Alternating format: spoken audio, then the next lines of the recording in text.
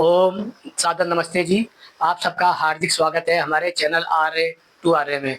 आइए हम अपनी वैदिक कक्षा का फिर से आरंभ करते हैं और आज का हमारा मुख्य विषय रहेगा मनुस्मृति और डॉक्टर अंबेडकर।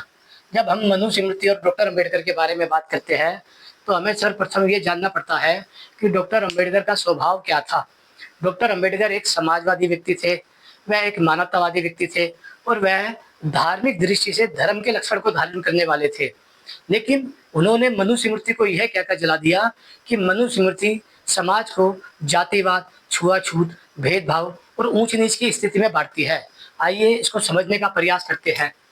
डॉक्टर अंबेडकर ने 25 दिसंबर 1927 में सार्वजनिक रूप में मनुस्मृति को यह कहकर जलाया था कि मनुस्मृति वर्णवाद के नाम पर समाज को जातिवाद, छुआछूत और ऊंच नीच की मानसिकता में बांटती है, जिसके कारण वह दलितों को, अछूतों को ब्राह्मणवाद का गुलाम बनाती है। इसलिए वह कहते हैं कि आज का जो अछूत समाज है या दलित समाज है वह शारीरिक रूप से, मानसिक रूप से और आर्थिक रूप से ब्राह्मणवाद का गुलाम है। अब जब डॉक्टर अंबेडकर के बारे में हम विचार करते हैं तो सबसे पहले ये समझ आता है कि डॉक्टर अंबेडकर एक सबसे पहले मानते हैं कि मानवता से बड़ा कोई धर्म नहीं होता, समाजवाद से बढ़कर कोई सिद्धांत नहीं होता और आपसी प्रेम भाव के संबंध से बढ़कर कोई स्वभाव नहीं होता। लेकिन ऐसे व्यक्ति ने जब मनुस्मृति को जलाया तो ये सोचने वाली बात हुई कि किसी ने भी इनका विरोध नहीं किया। तब इसका विरोध पौराणिक ब्राह्मण और वैदिक ब्राह्मण मिलकर भी नहीं कर पाए थे। जब हम कहते हैं कि डॉक्टर अंबेडकर ने मनुस्मृति को जलाया तो मनुस्मृति के विरोध में जब वो जला रहे थे, ना तो पौराणिक समाज आगे आया और ना ही आर्य समाज आगे आया। इन दोनों समाज के ना आने के दो मुख्य कारण है, इसको समझने का प्रयास कीजिए। पहला कारण है कि इसके दो मुख्य कारण थे। पहला था जातिवाद और दूसरा था ब्राह्मणवाद। यदि डॉक्टर अंबेडकर के पास पौराणिक ब्राह्मण या वैदिक ब्राह्मण, पौराणिक समाज या वैदिक समाज जाता तो डॉक्टर अंबेडकर ये प्रश्न करते कि यदि ब्राह्मण वर्ण है या जाति है, तो हमें उसका उत्तर देना पड़ता कि या तो ब्राह्मण को हम वर्ण माने या ब्राह्मण को जाति माने। इसलिए इन दोनों में से चाहे वह पौराणिक हो चाहे वह आर्य समाजी हो, इनमें से कोई भी अंबेडकर के पास नहीं गया, क्योंकि वह जानते थे कि डॉक्टर अंबेडकर बातों को गोल गोल नहीं घुमाएंगे जलेबी की तरह। वह सीधा प्रश्न करेंगे कि ब्राह्मण वर्ण है या जाति। यदि ब्राह्मण वर्ण है तो जाति कैसे है, और यदि जाति है तो वर्ण कैसे है। इसके ऊपर आर्य समाज उन्हें कोई जवाब नहीं दे पाएगा, इसके ऊपर पौराणिक समाज उसे कोई जवाब नहीं दे पाएगा। आज से लगभग 100 वर्ष पहले अंबेडकर के जो प्रश्न थे वही प्रश्न आज के अंबेडकरवादियों के हैं। 100 वर्ष पहले डॉक्टर अंबेडकर ने मनुस्मृति को जलाया था, तब पौराणिक समाज और आर्य समाज मिलकर भी उसका विरोध नहीं कर पाए थे। आज भी जब अंबेडकरवादी मनुस्मृति को जलाते हैं तो पौराणिक समाज, आर्य समाज मिलकर इसका विरोध नहीं कर पाता, क्योंकि उनको पता है कि हम जब उनसे बात करने जाएंगे तो वह हमसे प्रश्न करेंगे कि ब्राह्मण वर्ण है या जाति। यदि ब्राह्मण वर्ण है तो जाति कैसे, यदि जाति है तो वर्ण कैसे। दूसरा कारण है ब्राह्मणवाद। जब यहाँ पर ब्राह्मणवाद की बात आती है तो डॉक्टर अंबेडकर से लेके और अंबेडकरवादी तक सभी का एक ही प्रश्न है कि यदि पौराणिकों के अनुसार या वैदिक समाज के अनुसार मान लिया जाए कि ब्राह्मण जाति है, तो हमें ये मानना पड़ता है कि मठ, मंदिर, तीर्थ, आश्रम, अखाड़े, पंडाल और पौराणिक गुरुकुलों पर जातीय कब्जा होने से ब्राह्मण के द्वारा ही समाज में जातिवाद, छुआछूत, ऊंच नीच फैलाया गया है। लेकिन जो ब्राह्मण समाज ने जातिवाद, छुआछूत और ऊंच नीच फैलाई है वह फैलाई है मनुस्मृति के नाम पे। आज से लगभग 40 वर्ष पहले आर्य समाज ने एक मनुस्मृति लिखी थी। उस मनुस्मृति का नाम है विशुद्ध मनुस्मृति। हम सोचते हैं कि हमने जो ये विशुद्ध मनुस्मृति लिखी है इससे हम पिछले 4000 साल के कलंकित जातिवाद को छुपा सकते हैं, जबकि ऐसा नहीं है। सबसे पहले हमें ये विचार करना पड़ता है कि डॉक्टर अंबेडकर ने आखिर मनुस्मृति को जलाया तो जलाया क्यों, क्या आवश्यकता थी उन्हें मनुस्मृति को जलाने की। सबसे पहले इसको दो सिद्धांत से समझिए। अंबेडकर ने जो मनुस्मृति जलाई वह 25 दिसंबर 1927 में जलाई थी, यानी कि दिसंबर का महीना था और 1927 की बात थी।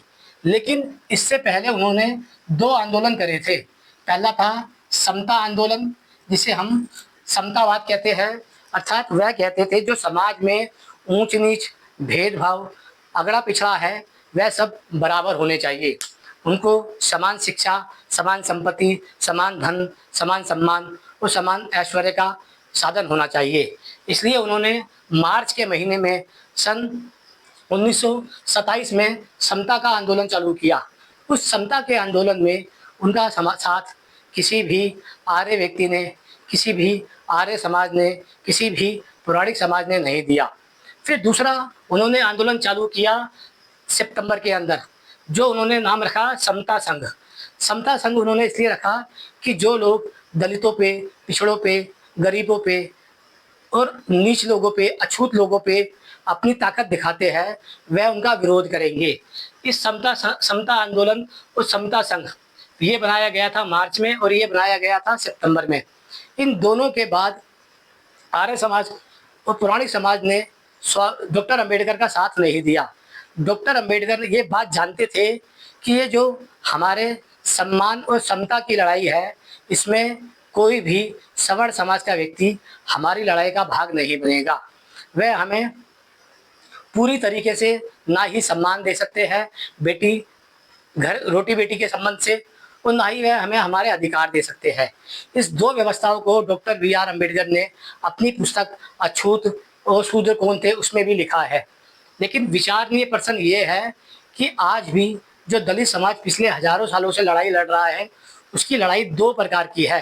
पहली है समतावाद की, कि ये जो ऊंच नीच है, भेदभाव है, अगड़ा पिछड़ा है, ये सब बराबर होने चाहिए।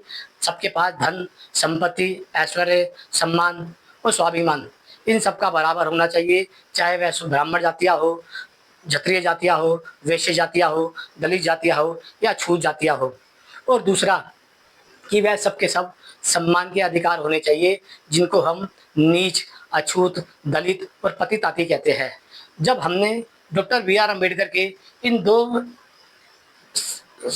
आंदोलन के बारे में पढ़ा कि समता आंदोलन मार्च 1927 में करा और समता संघ सितंबर 1927 में करा, तो डॉक्टर अम्बेडकर ये बात जान चुके थे कि उनका साथ ना ही कोई पौराणिक समाज का ब्राह्मण देगा और ना ही कोई वैदिक समाज का ब्राह्मण देगा। इसलिए डॉक्टर अम्बेडकर ने उसके 3 महीने बाद दिसंबर 1927 में यह कहकर मनु स्मृति को जला दिया कि मनु स्मृति वर्णवाद के नाम पर समाज को जातिवाद, छुआछूत और ऊंच नीच की मानसिकता में बांटती है, जो अछूत को, दलित को ब्राह्मणवाद का शारीरिक, मानसिक और आर्थिक रूप से गुलाम बनाती है। अब यदि हम बात करें इस पर कि इस पर स्वामी दयानंद सरस्वती यदि जीवित होते तो इस पर उनका क्या प्रभाव पड़ता। जब हम इस पर स्वामी दयानंद सरस्वती और आर्य समाज की बात करते हैं तो हमें ये दो विषय अलग प्रकार से समझने को मिलते हैं। सबसे पहला, स्वामी दयानंद और डॉक्टर अंबेडकर, इन दोनों की समानताओं को समझ लीजिए कि ये दोनों समाजवादी,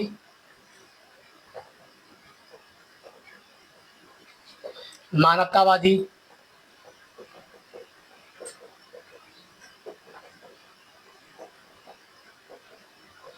और धार्मिक व्यक्ति थे।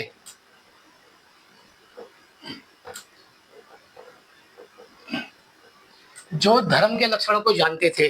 स्वामी दयानंद सरस्वती और डॉक्टर अंबेडकर इस बात को बड़ी बेहतर तरीके से जानते थे कि हिंदू समाज के बचाव का एक ही रास्ता है कि वह समाजवाद को स्थापित करे, मानवतावाद को स्थापित करे और धार्मिक लक्षणों को स्थापित करे। डॉक्टर अंबेडकर ने अपने जितने भी ग्रंथ लिखे हैं उन सब में उन्होंने यही बोला है कि समाजवादी, मानवतावादी और मैं धार्मिक लक्षणों को मानता हूँ, लेकिन मैं नकली ईश्वर के नाम पर खड़े किए गए देवी देवताओं को अस्वीकार करता हूँ। ऐसा नहीं है मैं किसी को भी ईश्वर मान लूँ। डॉक्टर अंबेडकर ने जो 22 प्रतिज्ञाएं ली है, उन 22 प्रतिज्ञाओं में यदि वह चाहते तो केवल एक प्रतिज्ञा ले सकते थे कि मैं ईश्वर को नहीं मानता, मैं नास्तिक हूँ। लेकिन उन 22 प्रतिज्ञाओं को पढ़ने के बाद कोई भी व्यक्ति यह नहीं कह सकता है कि डॉक्टर अंबेडकर एक नास्तिक व्यक्ति थे और उन्होंने ईश्वर को मना किया था। विचारणीय बात यह है, स्वामी दयानंद और डॉक्टर अंबेडकर, यदि स्वामी दयानंद जीवित होते तो वह मनुष्य मूर्ति को जलाने से डॉक्टर अंबेडकर को रोकते, क्योंकि वह इस बात का विरोध करते कि डॉक्टर अंबेडकर मनुष्य मूर्ति को इसलिए ना जलाए क्योंकि मनुष्य मूर्ति में जो जातिवाद, छुआछूत,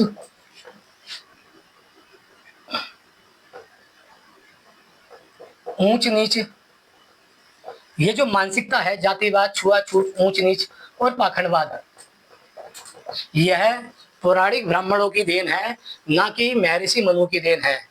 डॉक्टर अंबेडकर और स्वामी दयानंद सरस्वती मिलकर, इस बात को फिर से समझ लीजिए, स्वामी दयानंद और डॉक्टर अंबेडकर मिलकर जातिवाद, छुआछूत, ऊंच नीच और पाखंडवाद के विरुद्ध एक साथ लड़ाई लड़ते।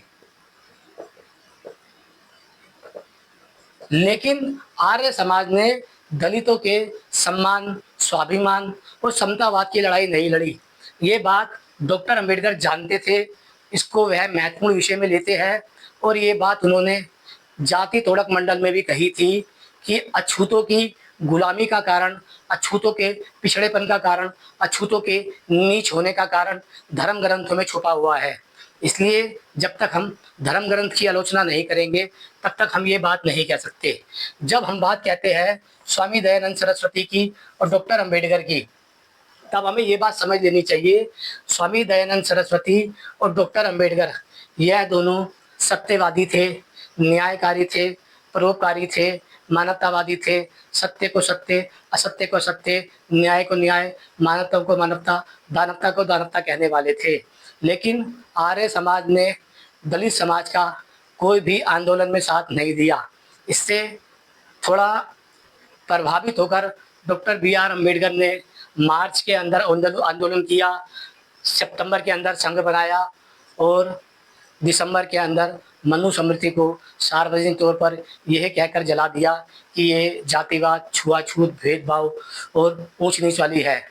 डॉक्टर अंबेडकर ने जो 100 साल पहले किया था, आज 100 वर्ष के बाद अंबेडकरवादी उसे जला रहे हैं, तो आज भी पौराणिक और आर्य समाज मिलकर भी उनका विरोध इसलिए नहीं कर पा रहा क्योंकि यदि वह उनका विरोध करने जाएंगे तो उन्हें ब्राह्मणवाद की जातियों का या उस व्यवस्था का विरोध करना पड़ेगा जो मठ पे, मंदिर पे, तीर्थ पे, आश्रम पे, अखाड़े पे, पंडाल पे और पुराने गुरुकुलों पे बैठ के जातीय कब्जा कर चुके हैं और जातिवाद फैलाते हैं। आशा करता हूँ इसे सरलता से समझ आया होगा। समझ आया है तो लाइक कीजिएगा, शेयर कीजिएगा। ओम नमस्ते जी।